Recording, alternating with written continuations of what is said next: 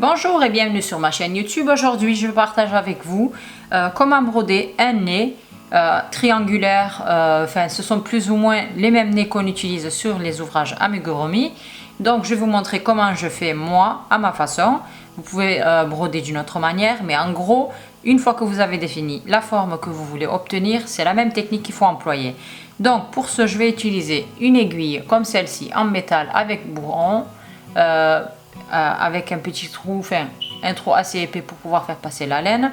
Ne prenez pas de préférence les aiguilles, j'en ai pas une sous la main pour vous montrer, mais il existe des aiguilles en plastique mais qui sont beaucoup plus épaisses. C'est toujours plus difficile à faire passer à travers l'ouvrage et ça forme des gros trous. Donc de préférence, essayez d'acheter des petites aiguilles comme ça en métal, ça glisse mieux et ça fait pas de trous dans vos ouvrages. Voilà. Avant de passer à la broderie de notre nez, juste un petit rappel, n'oubliez pas de vous abonner, d'activer la cloche, de liker, de partager, de commenter la vidéo pour m'encourager. Voilà, maintenant, je prends juste une petite autre aiguille pour vous montrer uniquement, parce que moi je le fais de tête, mais là, j'avais cousu les pièces de mon ouvrage. Si vous voulez voir comment j'ai fait la couture, vous n'avez qu'à cliquer juste en haut à droite de l'écran sur le petit i, ou bien je mettrai aussi le lien de la vidéo dans la description. Sinon, maintenant je prends l'aiguille, je centre ici, regardez ici, juste en bas des yeux, je prends l'aiguille et je fais passer ici comme ceci.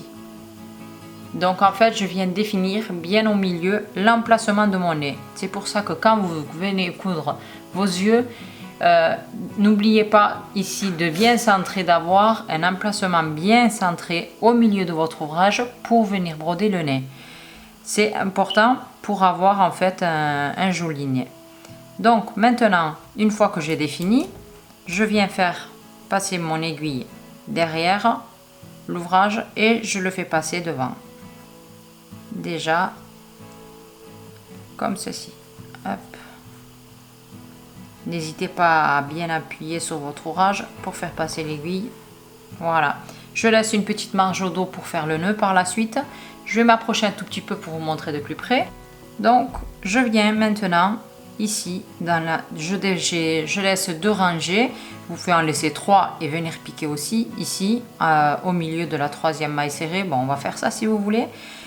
Comme ça dépend la grosseur en fait du nez que vous voulez obtenir. Si vous voulez un nez plus ou moins plus grand, ben vous descendez tout simplement d'un rang supplémentaire. Et là, je reviens au point de départ. Je fais passer, je vous montre de nouveau, je viens ici piquer en bas, je fais passer l'aiguille et je reviens au point de départ, ici, pour former déjà un triangle. Donc, je répète l'opération dans le même trou plusieurs fois. Ça dépend la grosseur, l'épaisseur de votre fil que vous allez employer pour faire votre nez. Une fois que vous allez combler tout simplement le vide ici, quand vous allez voir que c'est bien rempli, ben vous passez au trou suivant. Laissez quand même un peu de marge de manière à ce que ça déborde quand même un peu à droite à gauche, car les trous ne sont pas côte à côte ici, donc il nous faut quand même un peu de marge pour pouvoir bien faire un nez bien compact sans trou. Donc là, moi je fais 2, 3, 4, 5 allers-retours. Je vais en faire un 6e et je passe à côté, ici, sur le trou suivant et je répète l'opération. Il faut veiller bien à ce que vos fils soient bien l'un côte à côte, comme ceci, qu'ils ne soient pas superposés pour un rendu meilleur. Et maintenant, toujours dans le même trou en bas, faites attention. On vient piquer et on répète l'opération plusieurs fois jusqu'à combler ce trou aussi. Donc, étant donné que j'ai piqué ici 6 fois, je vais répéter l'opération ici 6 fois aussi.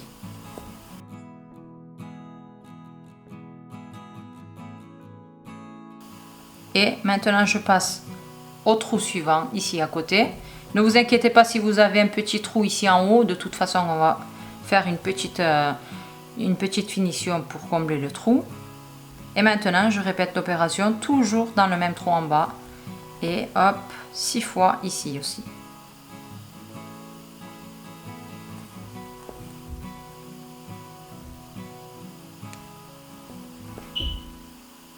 j'en profite pour vous rappeler que vous pouvez me suivre sur Facebook, Instagram, Pinterest. Je mets les liens dans la description de la vidéo. Je partage des fois des nouvelles là-bas où vous pouvez suivre les actualités là-bas aussi. Donc, j'ai fini le nez comme ceci. Une fois avoir brodé le nez, on donne la forme avec notre main. Et maintenant, on va venir combler les petits trous qui se trouvaient ici. Donc, tout simplement, en venant ici, je viens de droite à gauche, en vertical comme ceci. Je viens faire plusieurs tours.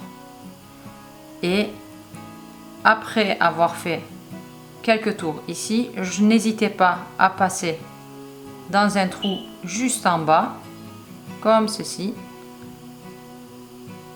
pour venir combler correctement les trous qui se présentent. Donc en fait, c'est comme ça vous convient.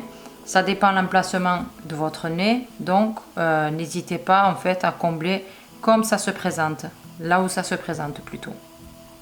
Voilà. Et là je continue. Du moment que votre aiguille passe dessous, vous pouvez combler comme ça vous convient.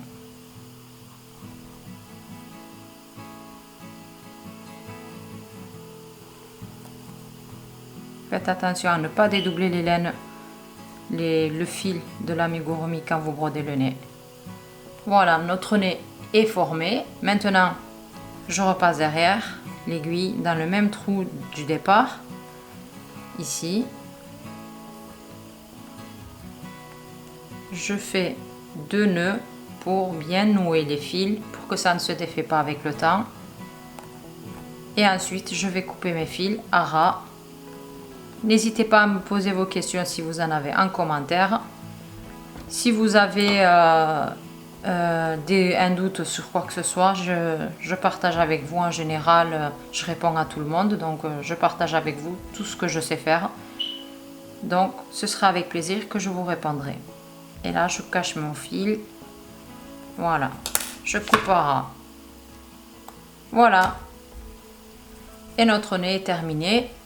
Je vous dis à bientôt dans un nouveau tuto. N'oubliez pas de vous abonner, de liker, de partager la vidéo et de la commenter pour m'encourager. Voilà, à bientôt dans un nouveau tuto.